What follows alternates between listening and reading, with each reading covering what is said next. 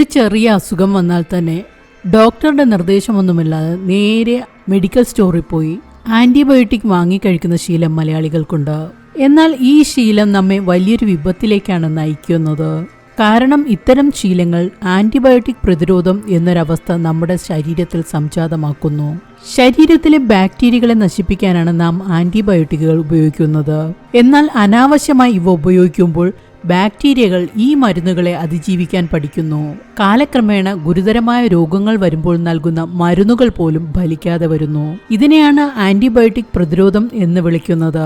ഇന്ത്യക്കാരിൽ പടർന്നിട്ടുള്ള ഒരു തെറ്റായ ധാരണയാണ് ഏത് അസുഖത്തിനും ആന്റിബയോട്ടിക് കഴിക്കാം എന്നത്. ജലദോഷം, പനി തുടങ്ങിയ വൈറൽ രോഗങ്ങൾക്ക് ആന്റിബയോട്ടിക്കുകൾ ഫലപ്രദമല്ലെങ്കിലും പലരും ഇവ ഉപയോഗിക്കുന്നു. ഫാർമസികൾക്ക് കർശനമായ നിർദ്ദേശം നൽകിയിട്ടുണ്ടെങ്കിലും പല ഫാർമസികളും ഡോക്ടർമാരുടെ കുറിപ്പടിയില്ലാതെ തന്നെ ആന്റിബയോട്ടിക്കുകൾ നൽകുന്നുണ്ട്.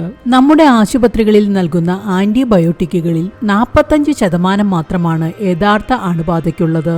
ബാക്കി വരുന്ന പകുതിയിലധികവും മുൻകരുതൽ എന്ന നിലയ്ക്കാണ് നൽകുന്നത്. അതുപോലെ മൃഗങ്ങൾ വേഗത്തിൽ വളരാൻ ഫാം ഉടമകൾ അവയ്ക്ക് ആന്റിബയോട്ടിക്കുകൾ നൽകുന്നു. ഇവ മാംസത്തിലൂടെയും പാലിലൂടെയും മനുഷ്യ ശരീരത്തിലെത്തുന്നു. ഇതൊക്കെ തന്നെ ആന്റിബയോട്ടിക് പ്രതിരോധം വർദ്ധിപ്പിക്കാൻ കാരണമാവുകയാണ്. കണക്കുകൾ സൂചിപ്പിക്കുന്നത് ലോകമെമ്പാടും പ്രതിവർഷം 12 ലക്ഷം ആളുകൾ ആന്റിബയോട്ടിക് പ്രതിരോധം മൂലം മരിക്കുന്നു എന്നാണ്.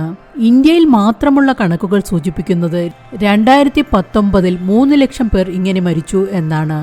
അതോടൊപ്പം പഠനം വെളിപ്പെടുത്തുന്ന മറ്റൊരു സംഗതി, ഇന്ത്യക്കാരിൽ 83% പേരിലും മരുന്നുകളെ പ്രതിരോധിക്കാൻ ശേഷിയുള്ള ബാക്ടീരിയകൾ ഉണ്ടെന്നാണ്. നമ്മൾ ഉണ്ടാക്കിയ പ്രതിസന്ധിയെ നമ്മൾ തന്നെ പരിഹരിക്കേണ്ടതുണ്ട്. അതിനാൽ കുറിപ്പടിയില്ലാതെ ആന്റിബയോട്ടിക്കുകൾ വാങ്ങാൻ ഒരുങ്ങുമ്പോൾ ഇക്കാര്യം മനസ്സിലോർക്കുക. ആന്റിബയോട്ടിക്കുകളെ സാധാരണ പാരസെറ്റമോൾ പോലെ കാണരുത്. ഡോക്ടറുടെ നിർദ്ദേശപ്രകാരം മാത്രം കഴിക്കുക. മരുന്നിന്റെ കോഴ്സ് പാതി വഴിയിൽ നിർത്തരുത്. ഇത് ബാക്ടീരിയകളെ കൂടുതൽ കരുത്തരാക്കും. എത്ര ദിവസം പറഞ്ഞിട്ടുണ്ടോ അത്ര ദിവസവും കഴിക്കേണ്ടതുണ്ട്.